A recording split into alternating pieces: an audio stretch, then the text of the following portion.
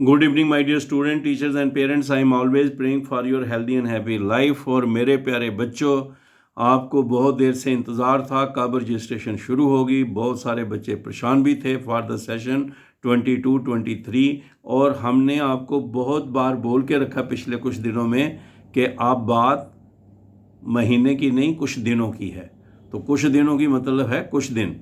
तो अब ये शुरू होने जा रही है। और आप अपने सारे डॉक्यूमेंट, मुझे उम्मीद है कि मैंने आपको बार बार ये कह के रखा था डॉक्यूमेंट तैयार करना, डॉक्यूमेंट तैयार करना। और मुझे उम्मीद है कि डॉक्यूमेंट्स आपके सारे रेडी होंगे। और जैसे ही अगले हफ्ते प्रोसेस शुरू हो जाएगा रजिस्ट्रेशन का और आप उसमें अप्लाई करेंगे। और रजिस्ट्रेशन करते वक्त ध्यान से सोच लेना, ज़्यादा परेशान नहीं होना कि एक ही समय में अभी जल्दी कर देंगे। आप आराम से करिए, स्टडी करिए और ख़ुद रजिस्ट्रेशन करिए। और देखिए कोई भी डॉक्यूमेंट या कोई भी स्पेलिंग मिस्टेक ना हो जाए। फिर बच्चे कहते हैं यहाँ पापा का नाम था वहाँ मम्मा का लिख दिया, और यहाँ मैंने 10th का मार्क सर्टिफिकेट था वहाँ उसका रोल नंबर लिख दिया। तो बहुत सारी गलतियाँ करते हैं जल्दी जल्दी, और फिर उनका पूरा प्रोसेस में प्रॉब्लम बनती है। इसलिए बड़े आराम से आप रफ में सारा करके लिख के और खुद करें आप, और अच्छे तरीके से करें और गाइडेंस ले सकते हैं। और मुझे पूरी उम्मीद है कि आप अच्छे तरीके से करेंगे। मेरे प्यारे बच्चों, मैंने आपको पहले भी कहा है, Ajeet Angral PM SSS and motivation, AJEETANGRAL PM SSS and motivation, ये एक यूट्यूब चैनल है। इसको सब्सक्राइब करके रखें। चैनल से ज़्यादा ये एक फैमिली इंटरेक्टिव प्रोग्राम है, programme of the student, by the student, for the student.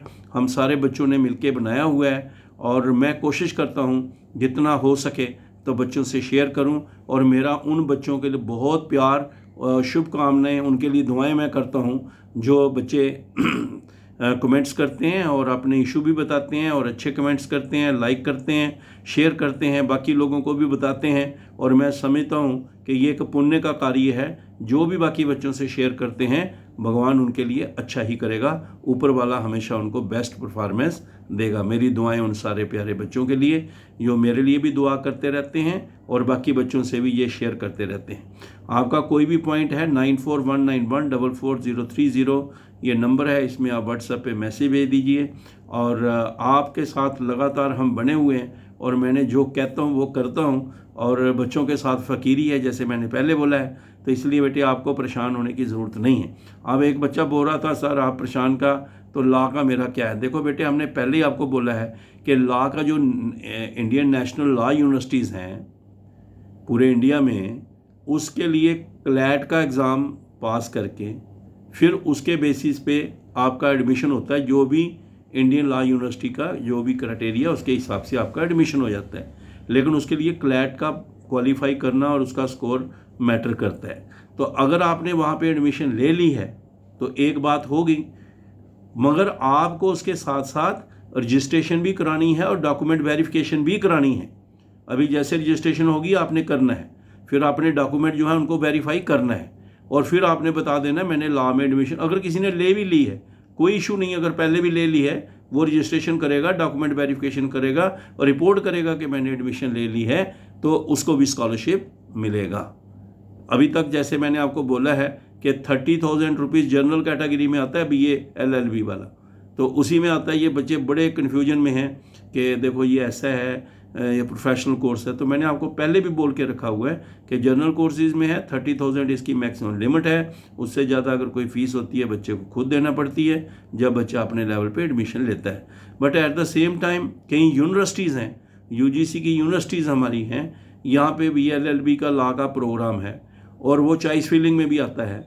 और अगर बच्चा उसके थ्रू एडमिशन लेता है और उसके थ्रू अगर वो एडमिशन लेगा और वहाँ पे एडमिशन के लिए वो जाएगा, तो जो उसका फ़ीस का है 30,000 तक, वो भी जो है AICT की तरफ से मिलता है। और तकरीबन वो फ़ीस जो है 30,000 से कम ही होती है। इसलिए मैं कह रहा हूँ कि आप चाहे वो आप अपने लेवल पे चॉइस फिलिंग से जाएंगे लॉ करने के लिए, और चाहे आपने क्लैट का एग्ज़ाम क्वालिफाई करके इंडियन नेशनल लॉ यूनिवर्सिटीज़ में एडमिशन ले रखी है, दोनों बातों के लिए आपको रजिस्ट्रेशन भी करानी है और डॉक्यूमेंट वेरिफिकेशन भी करानी है। और जिन्होंने खुद एडमिशन लिया क्लैट का, वो इन्फॉर्म कर देंगे AICT को कि मेरा ये नंबर है, मेरा ये रजिस्ट्रेशन नंबर है और मैंने ये एडमिशन ली है। तो ये एक बात क्लियर होगी। नंबर 2 जो है कि बच्चों को ये है कि वेटनरी जो है VBS, bachelor of veterinary sciences का, तो जो वो है उसका क्या है वो भी बेटे आपको बताया हुआ है। ये भी फ़िलहाल जनरल कोर्सेज़ में ही है, इसके लिए नीट का क्वालिफाई करना पड़ता है और फिर बच्चा उसी में लेता है। अभी तक जो है वो यही है, नीट में क्वालिफाई करेगा और जो भी यूनिवर्सिटीज़ उसको चॉइस फिलिंग में भी नज़र आएंगी उसमें वो एडमिशन लेगा और उसका भी उसको स्कॉलरशिप 30,000 का वाला जो है लिमिट है जनरल कोर्सेज़ में वही लगती है। तो कोई और भी अगर आपको प्रॉब्लम आएगी तो उसके बारे में आपको जैसे कोई इसमें कोई चेंज आती है या कोई और बात होती है हम आपको बताएंगे। सो मेरे प्यारे बच्चों, इसी तरह होटल मैनेजमेंट का है, hotel management and catering technology का, चाहे बच्चे ने साइंस का है, आर्ट्स का है, कॉमर्स का है, कोई भी बच्चा इसके लिए अप्लाई कर सकता है। ठीक है, हमारे पास इंस्टीट्यूट्स ऑफ होटल मैनेजमेंट के जो हैं उनमें हर जगह सीट है, तो वो वहाँ पे आप अगर अप्लाई करते हैं तो आपको उसमें भी एडमिशन मिलती है और चॉइस फिलिंग में भी आपको नज़र आएंगे होटल मैनेजमेंट के कॉलेजेस और आप वहाँ भी अप्लाई कर सकते हैं। और 12th के मेरिट के हिसाब से जो उसका मेरिट के हिसाब से आपका आएगा नंबर, वहाँ पे आपको एडमिशन मिलेगी। सो माय डियर स्टूडेंट्स, इसमें चाहे आप जनरल कोर्सेज़ में चाहे कोई बच्चे पहले करते 3 इयर्स का, कोई 4 इयर्स का hotel management and catering technology का, लेकिन इसमें सारा ये प्रोफेशनल का है और इसको फ़ीस जो है 1,25,000 तक रहती है, वो मिलेगी आपको। और 1 लाख रुपया हॉस्टल वाला वो तो अलग से मिलता है, जितने मंथ आप वहाँ पे रहेंगे फिजिकली पढ़ेंगे 10,000 रुपीज़ पर मंथ का वो कैलकुलेशन करके मिलता है। तो आपको होटल मैनेजमेंट का, कैटरिंग टेक्नोलॉजी का भी क्लियर कर दिया है और आपको लॉ वाला भी हो गया। ये भी मतलब आपको मैंने कोई पॉइंट छोड़े नहीं है जो क्लियर नहीं करते हैं, और बाकी सारे पॉइंट्स और आपको बताने जा रहे हैं। और आगे मैं ये बताने जा रहा हूँ कि रजिस्ट्रेशन आपने कैसे करनी है। बने रहिए, इंजॉय करिए, खुश रहिए। जब मैं आपको बेटे कहता हूँ कोई टेंशन स्ट्रेस नहीं लेना। जिस बच्चे ने भी 21 और 22 में 12th पास की है, जिसने 21, 22 में 10+3 का डिप्लोमा पास किया है, वो 22, 23 के लिए एलिजिबल हैं। और जिन बच्चों का अभी CBSE वालों का रिज़ल्ट नहीं भी निकला है तो वो भी रजिस्ट्रेशन कर सकते हैं।